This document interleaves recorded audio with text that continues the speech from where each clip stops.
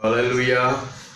प्रभु यीशु के नाम को धन्यवाद देते हैं। इस समय में हम प्रभु के दास होने के नाते गए 2 संडे में प्रभु का वचन आपसे नहीं बांट पाए। एक दुखित घटना हमारे परिवार में हो गई। इसके लिए प्रभु का वचन देने के लिए हमें अवसर नहीं मिला। और आज का जो समय है, मैं आपके सामने प्रभु के वचन को लेकर आया हूँ। और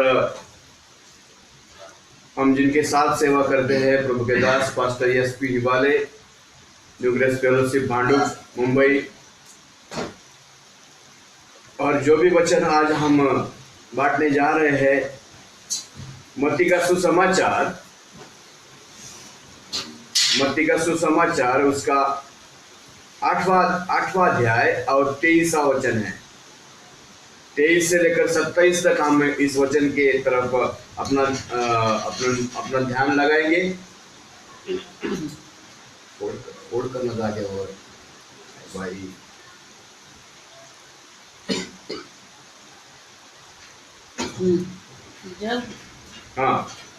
जब वो नाव पर चढ़ा तो उसके चेले उसके पीछे हो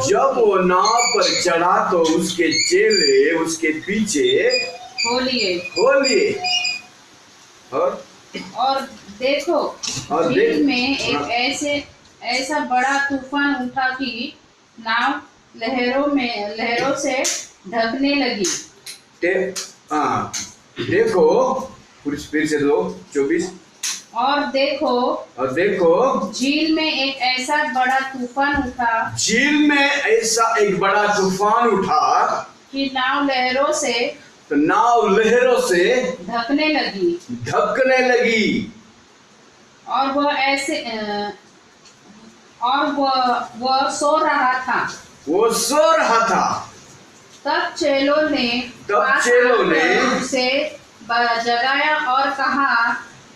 चेलों ने उसे जगाया और कहा, हे प्रभु हमें बचा, हमें नष्ट हुए जाते हैं। हम नष्ट हो जा रहे हैं। हाँ। उसने उनसे कहा, हे अल्पविश्वासियों, क्यों डरते हो? तब उसने उठकर आंधी और पानी को डांटा और सब शांत हो गया। तब जब आंधी और पानी को मेरे प्रभु यीशु मसीह ने डांटा, तभी पानी और आंधी शांत हो गया। हालेलुया। इसका मतलब है मेरे खुदा का आंधी और पानी ये भी बात मानते हैं। Praise the Lord. प्रभु के नाम को धन्यवाद देते, ताकि प्रभु परमेश्वर जीवित परमेश्वर है। और हमने अभी पढ़ा है कि जब भी परमेश्वर प्रभु यीशु मसीह और चेले, एक यहाँ पर एक घटना हो रही है ना, तूफान को शांत करना। आज हम देखते हैं कि बंबई शहर में, इस महाराष्ट्र में, इस भारत देश में हर एक के जीवन में एक तूफान आया है। Praise the Lord. और ये तूफान, इसका मतलब है, तूफान का मतलब है हमारी जो नींव है, ये जो हमारा शरीर है, ये तूफान में ऐसा लटपट रहा है, डर रहा है, घबर रहा है। हर एक आदमी सोचता है, मैं जाऊं तो क्या, कहां जाऊं, मैं करूं तो क्या करूं, और मैं रहूं तो कहां रहूं, ताकि यहां पर तूफान छूटा है। गए 3 और 4 तारीख को जो तूफान इस देश में आया था 2 दिन के लिए, बहुत जगह उनका नुकसान हो गया। और अब पुनः के आगे आड़े फाटा, और बहुत जगह बहुत लोगों का नुकसान हो गया। ये तो नुकसान हो गया है। ये तो जो तूफान आया है उससे नुकसान हो गया है। लेकिन जो तूफान हमारे जिंदगी में आने वाला है और किसी की जिंदगी में आ गया है, उसके लिए हम अपनी जो नींव है, और नींव को हम तूफान आने से पहले हम अपने नींव को सीधे करना चाहिए। हमारी नींव कैसे सीधी हो जाएगी? नींव यानी मतलब हमारा शरीर है।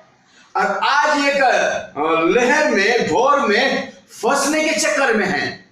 अगर हमारे शरीर के अंदर, अगर हमारे न्यू के अंदर अगर यीशु मसीह नहीं है तो हमारी नैया डूबने लगती है। हालेलुया, हमारी नैया डूबने लगती है।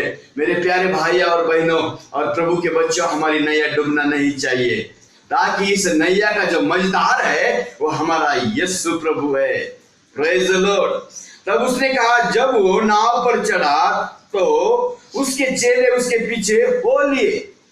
जब यीशु मसीह समुद्र के बीच अंदर जाने वाला था, जब ये नाव पर चढ़ गया तो उसके चेले भी उसके पीछे पीछे हो ले।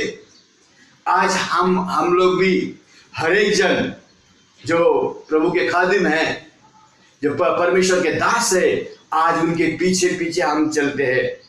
लेकिन आज के जमाने में जो सोशल डिस्टेंस हमें रखना है, सुरक्षा बरतना है, तो हमें डिस्टेंस छोड़कर, हमें जगह छोड़कर प्रार्थना सभा चालू करने के लिए भारत सरकार ने बोल दिया है कि तुम चालू कर सकते हैं, लेकिन सैनिटाइजर का यूज करके। जब भी तुमको प्रार्थना चालू करना है उसके पहले सैनिटाइजर यूज करिए और किट डालिए। जो प्रभु के दास है उन्होंने किट डालिए, और जो मेंबर्स लोग हैं उन्होंने मास्क पहनकर बैठिए, एक दूसरे से हाथ ना मिलाए।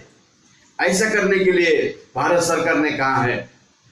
जो भी परिस्थिति आती है वो परिस्थिति का डट के हमें सामना करना है, हमें घबराना नहीं है।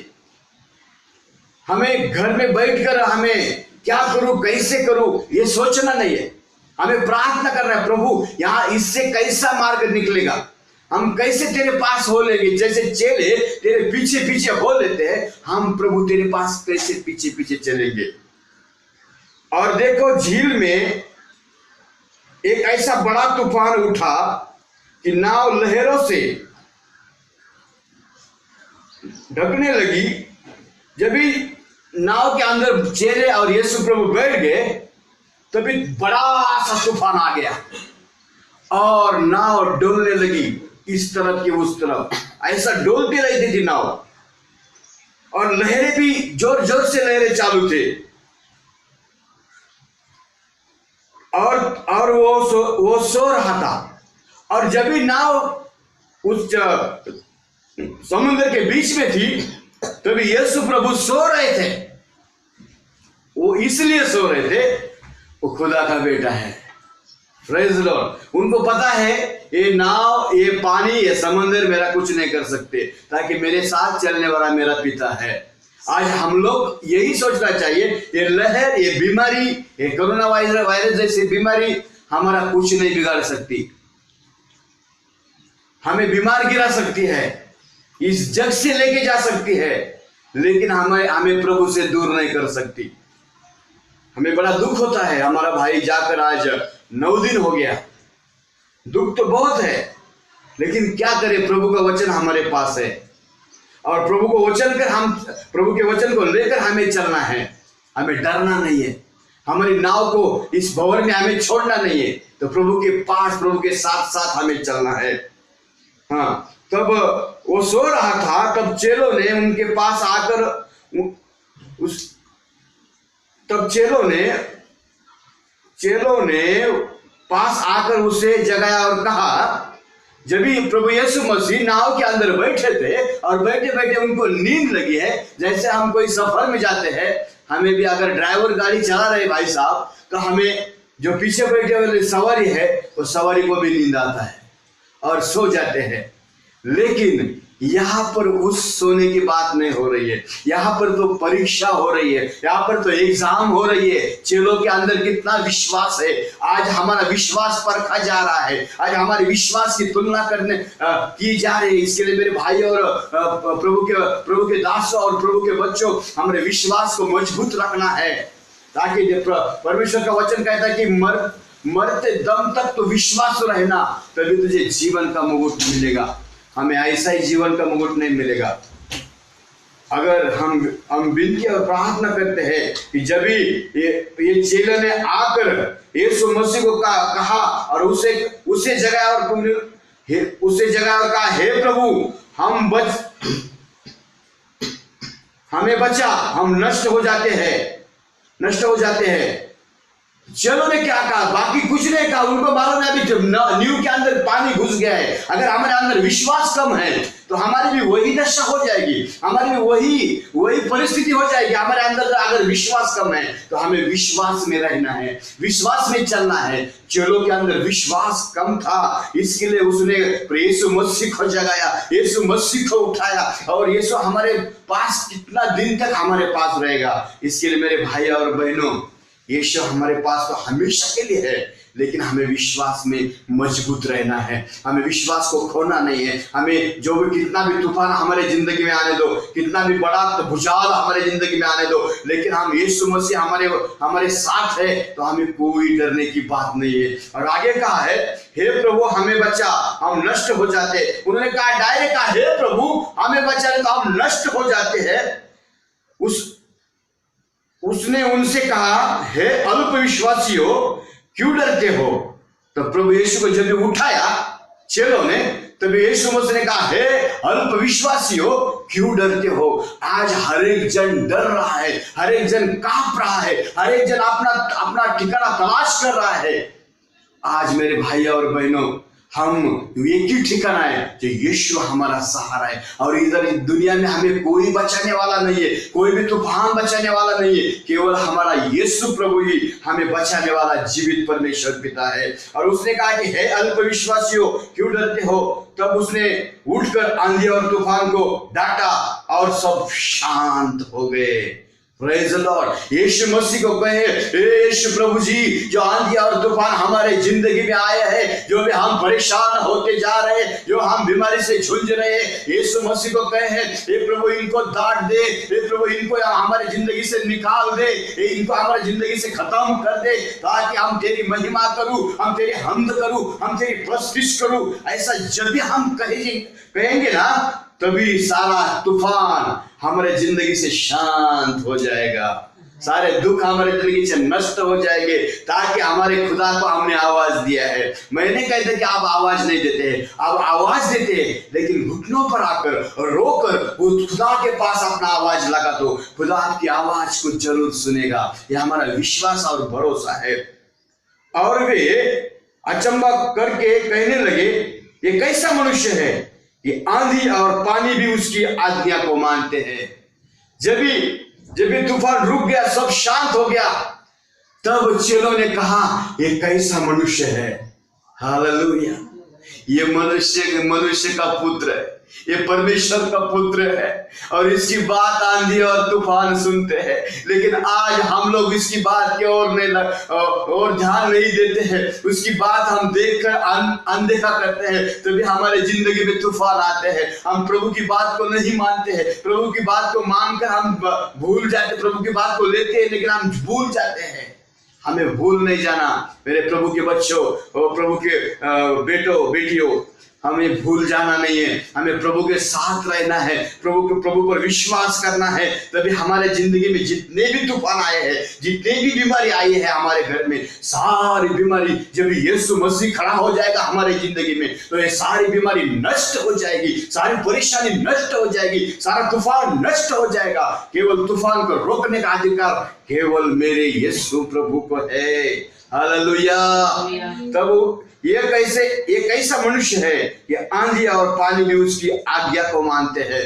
तब चेलों को अचंभा हो गया, एक आश्चर्यचकित हो गए चेले, ये कैसा मनुष्य है, इसका जो आंधी इतना बड़ा तूफान आया था, इतनी बड़ी आंधी आई थी, लेकिन जब ये खड़ा हो गया, ये भी इन्होंने खाली हाथ दिखाया, शांत होने का इशारा कर दिया, तभी आंधी और तूफान रुक गए। हमारे प्रभु यीशु के कहने से आंधिया और तूफान रुक जाते हैं। अंधों को आंखें मिल जाती है, बहरे को कान मिल जाते हैं, ओ बेजुबान के अंदर जुबान आती है। जो पागल है वो पागल भी होगा तो यीशु मसीह के पास उनको लेके आएगा, तो प्रभु उनको ठीक करेगा। जिनको अक्ल कम है उनको भी प्रभु अक्ल देगा, उसको अक्लवान बनाएगा, ताकि उसके पास अधिकार है।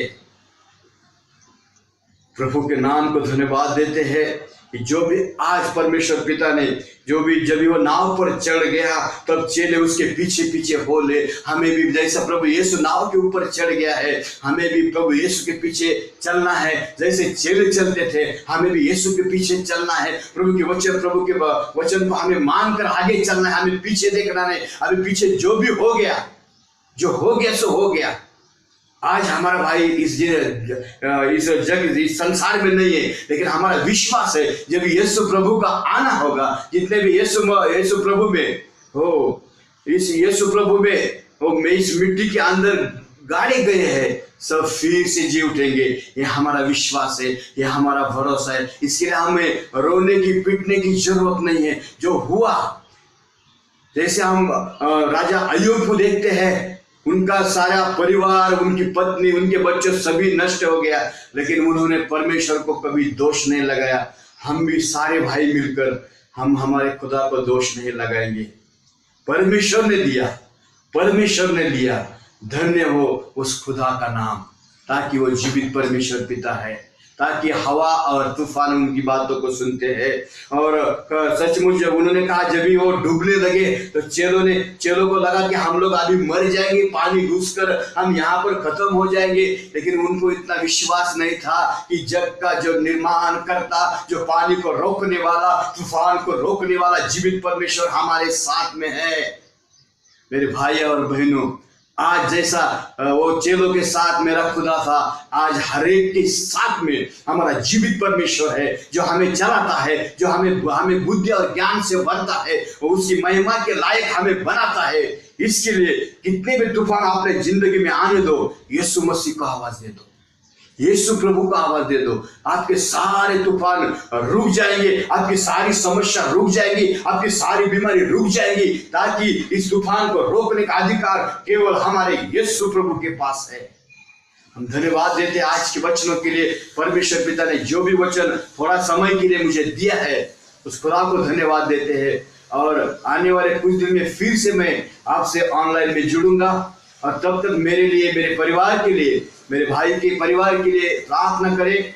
और जो मेरा भाई के बच्चे अस्पताल में हैं, उनके लिए प्रार्थना करें, संदेश के लिए प्रार्थना करें, आशीष के लिए, और हमारे भाभी कमल के लिए प्रार्थना करें, हमारे भाई रमेश और मायावनी के लिए दुआ करें। हम सबको विनती करते हैं, सब जन अभी तक सबने प्रार्थना की है, और थोड़ा कष्ट हमारे परिवार के लिए उठाइए। जो भी हमारे परिवार में जो भी तकलीफें आई है, जो भी परेशानी आई है, वो परेशानी के लिए, जो भी तूफान आया है, वो तूफान के लिए, हमारे परिवार के लिए, हाँ, मैं विनती करता हूँ, हाथ जोड़कर आपसे विनती करता हूँ कि हमारे परिवार के लिए प्रार्थना करें। हम आपके लिए हमेशा प्रार्थना करते रहेंगे, और कौन सी भी परिस्थिति हो, आखिर का क्षण आने तक मैं आप सब के लिए, आपके परिवार के लिए मैं हमेशा प्रार्थना करता रहूंगा। ये मेरा वादा है जो परमेश्वर ने मुझे दिया है। मैं प्रभु परमेश्वर को धन्यवाद देता हूँ। इस वचन के जरिए प्रभु ने अभी तक मुझे ये बात करने के लिए, वचन से बात करने के लिए सहायता किया।